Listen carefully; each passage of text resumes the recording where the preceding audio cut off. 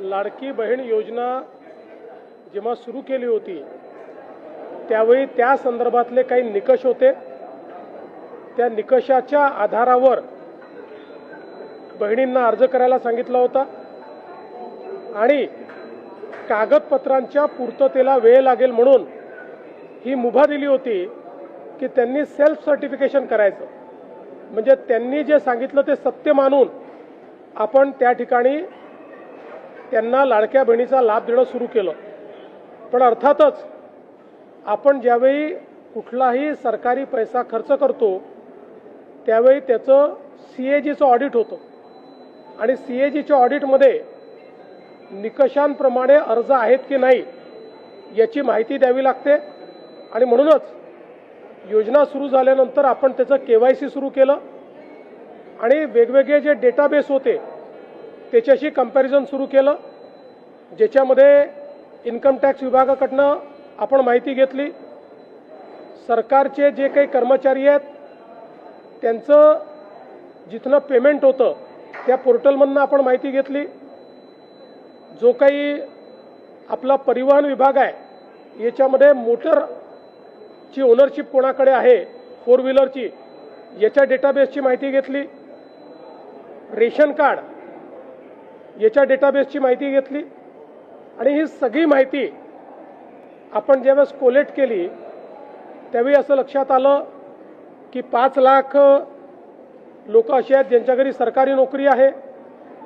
14,000 तर पुरुषच निघाले, जवळपास 10 लाख असे निघाले की ज्यांचं उत्पन्न 2.5 लाखापेक्षा जास्तीचं आहे। अशा वेगवेगळ्या डेटाबेसमध्ये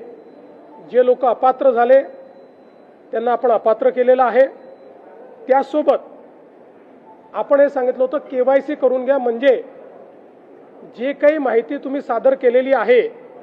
ती आत्तापर्यंत सत्य मानण्यात आली आहे, आता त्याची कागदपत्र द्या। पण मोठ्या प्रमाणात KYC झाली नाही। आता एक गोष्ट आपण लक्षात घ्या की ज्यांना अर्ज करता येतो, सेल्फ सर्टिफिकेशन करता येतं, त्यांना KYC करता येत नाही असं मानणं काही योग्य नाही। पण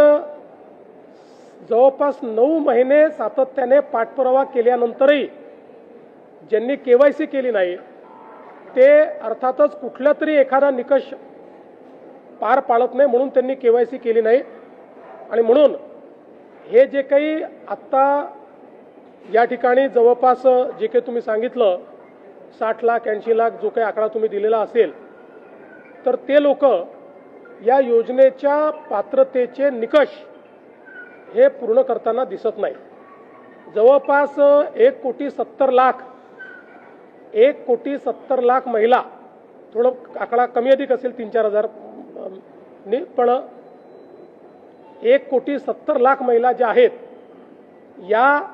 निकष पूर्ण पार करतात, त्यांची KYC झालेली आहे, त्यामुळे त्यांना लाडक्या बहिणीचे पैसे मिळतच राहतील।